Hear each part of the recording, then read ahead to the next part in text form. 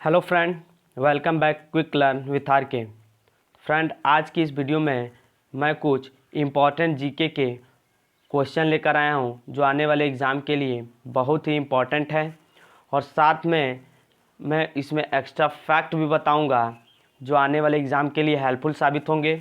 तो अंत तक बने रहिए मेरे साथ, और इस प्रकार के वीडियो की नोटिफिकेशन पाने के लिए मेरे चैनल को सब्सक्राइब और बेल घंटी को दबाना मत भूलिएगा।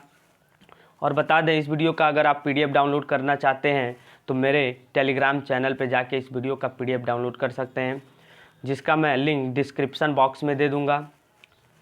ठीक है फ्रेंड, तो आज का पहला क्वेश्चन है,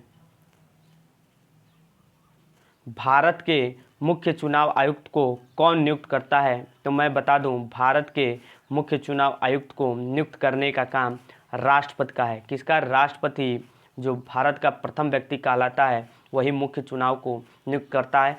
और यह मुख्य चुनाव आयोग यह एक संवैधानिक प्रक्रिया है, और ये संविधान के अनुच्छेद नंबर 324 में है। याद रखिएगा, मोस्ट इम्पॉर्टेंट है, अनुच्छेद नंबर 3 to 4 में मुख्य चुनाव आयुक्त को निर्वाचन प्रक्रिया दिया गया है। और साथ में ये भी आपको याद रखना है कि इसका चुनाव राष्ट्रपति करता है, और इसको हटाने का प्रक्रिया संसद में आप महाभियोग प्रक्रिया द्वारा इसको हटाया जाता है। किस प्रकार? संसद में इसको महाभियोग प्रक्रिया द्वारा राष्ट्रपति द्वारा हटाया जा सकता है। तो राष्ट्रपति चुनाव भी करेगा और राष्ट्रपति द्वारा ही हटाने की प्रक्रिया होगी। किस माध्यम से? तो महाभियोग लगा के। ठीक है। और इसका कार्यकाल कई बार एग्ज़ाम में पूछा हुआ है, जो कि 6 वर्ष का होता है या 65 वर्ष होने तक। ठीक है, 65 वर्ष की आयु तक आप मुख्य चुनाव आयुक्त के पद पर रहेंगे, या अंतिम 6 वर्ष तक आप क्या रहेंगे? मुख्य चुनाव आयुक्त के पद पर रहेंगे। याद रखिएगा। और साथ में मैं बता दूं, प्रेजेंट टाइम के आपके मुख्य चुनाव आयुक्त कौन है? सुनील अरोड़ा जी। कौन? सुनील अरोड़ा क्या है? मुख्य चुनाव आयुक्त हैं। याद रखिएगा। नागार्जुन परियोजना किस नदी पर स्थित है? तो मैं बताऊं, नागार्जुन परियोजना कृष्णा नदी पर स्थित है। तो इसका ऑप्शन ए सही होगा। और इसको याद रखने का आसान सा तरीका है, नागार्जुन में अर्जुन को अलग करके यहाँ लिख दीजिए। और अर्जुन में आपको बता दूं, अर्जुन को उपदेश देने का काम किसने किया था? तो कृष्ण भगवान ने। किसने? कृष्ण ने अर्जुन को उपदेश दिया था। इस प्रकार नागार्जुन सागर जब भी देखें तो वहाँ से आपको आसानी से याद हो जाएगा कि नागार्जुन सागर परियोजना कृष्णा नदी पर है, और ये आंध्र प्रदेश राज्य में पड़ता है। याद रखिएगा, आंध्र प्रदेश में। और साथ में आपको यहाँ से बनने वाले क्वेश्चन में गोदावरी से बताऊँ तो गोदावरी दक्षिण भारत की या प्रायद्वीपीय भारत की सबसे लंबी नदी कही जाती है। प्रायद्वीपीय भारत, ठीक है। तो इधर से प्रायद्वीपीय भारत है, पठार स्थित है भारत के नक्शे में, और यहीं पे गोदावरी नदी बहती है, जिसकी लंबाई आपको याद रखनी है 1465 किलोमीटर की लंबाई है इसकी। इस प्रकार यह सबसे बड़ी लंबी नदी कहलाती है। और साथ में एक और पॉइंट कावेरी नदी से निकल के आता है कि कावेरी नदी कहाँ गिरती है? तो यह बंगाल की खाड़ी में। गोदावरी भी बंगाल की खाड़ी में गिरती है। याद रखिएगा। और गोदावरी से क्वेश्चन और कावेरी से क्वेश्चन बहुत ही इम्पोर्टेंट है कि हमेशा एग्ज़ाम में पूछा गया है कि गोदावरी नदी क्या कहलाती है, कावेरी नदी को क्या कहते हैं? तो गोदावरी नदी को दक्षिण गंगा कहा जाता है। दक्षिण गंगा, गोदावरी को दक्षिण गंगा कहा जाता है, जबकि कावेरी को दक्षिण भारत की गंगा कहा जाता है। दोनों ही याद रखिएगा, दक्षिण भारत की गंगा, दक्षिण भारत की गंगा, दोनों में अंतर है। इसको केवल दक्षिण गंगा कहते हैं, किसको? गोदावरी। और दक्षिण भारत की गंगा तो ये कावेरी नदी कहलाएगी। और इस प्रकार ये दोनों ही क्वेश्चन एग्ज़ाम में पूछा गया है। फिर मैं अगला क्वेश्चन बताऊं ताप्ती नदी से, तो आपको याद रखना है केवल 2 ही नदियां, नर्मदा और ताप्ती। नर्मदा और ताप्ती ऐसी नदियां हैं जो भ्रंश घाटी से बहती हुई भारत के पश्चिम में बहती है, और अंततः अरब सागर में जाकर समाहित हो जाती है। क्या दोस्तों? ताप्ती और नर्मदा नदी दो ऐसी नदियां हैं जो कि भारत के पूर्व से पश्चिम की ओर बहती हैं और यह भ्रंश घाटी से होकर बहने वाली नदियां हैं और अंत में यह अरब सागर में जाके गिर जाती हैं। यदि फ्रेंड आपको नदियों से क्वेश्चन चाहिए तो आप मेरे कमेंट बॉक्स में कमेंट कर दीजिएगा, मैं नदी के ऊपर आपको पूरा डिटेल के साथ क्वेश्चन लेकर आऊँगा। ठीक है फ्रेंड, तो चलिए नेक्स्ट क्वेश्चन है, एपिग्राफी क्या है। मैं बता दूं, एपिग्राफी बोलते हैं शिलालेखों के अध्ययन। शिलालेख का अध्ययन क्या कहलाता है? एपिग्राफी। तो इसका ऑप्शन सी सही होगा। और साथ में मैं बता दूं, सिक्कों का अध्ययन, तो सिक्कों का अध्ययन को बोलते हैं न्यूमिस्मेटिक। क्या दोस्तों? न्यूमिस्मेटिक याद रखिएगा, सिक्कों का अध्ययन कहलाता है न्यूमिस्मेटिक। और इसका आंसर होगा ऑप्शन सी, शिलालेखों का अध्ययन एपिग्राफी।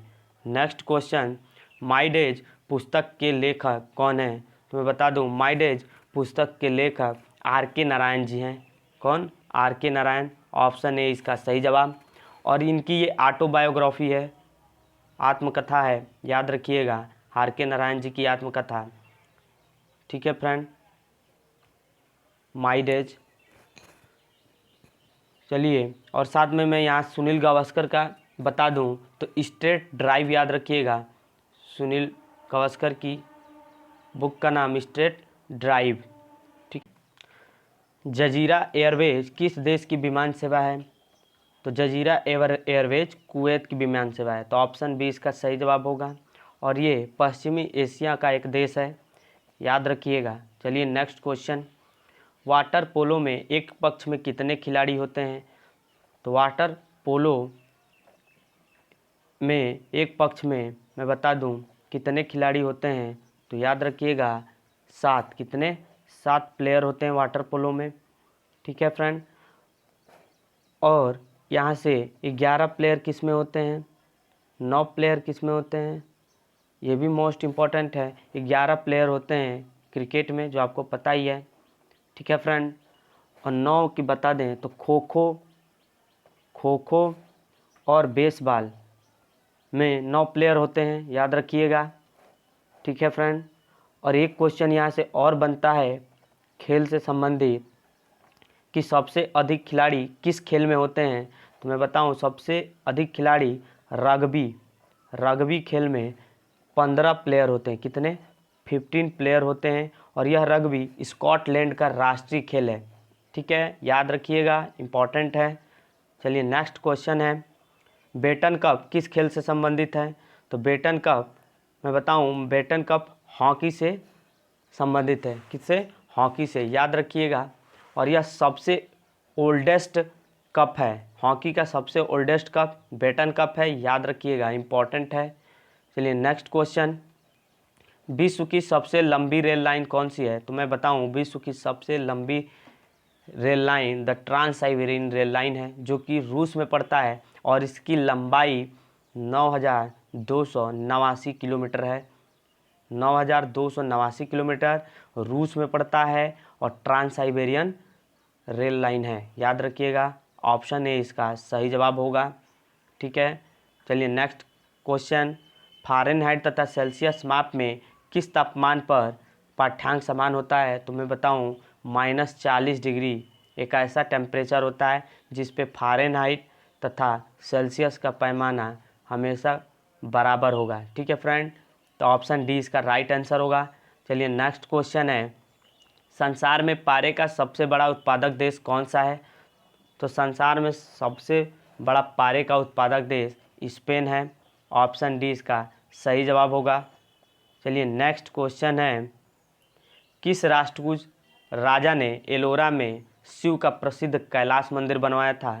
तो मैं बताऊं, कैलाश मंदिर संसार में अपने अनोखे और अद्भुत कला के लिए प्रसिद्ध है, जो कि राष्ट्रकूट के राजाओं ने, राष्ट्रवंश के राजाओं ने कृष्ण फर्स्ट जो राष्ट्रकूट वंश के राजा थे, और उन्होंने 757 से लगभग 783 ईस्वी के आसपास इसको बनाया था। ठीक है, याद रखिएगा। और यह एलोरा में शिव का मंदिर है, और इसको बनाने का काम कृष्ण फर्स्ट ने राष्ट्रकूट वंश के राजा थे ये।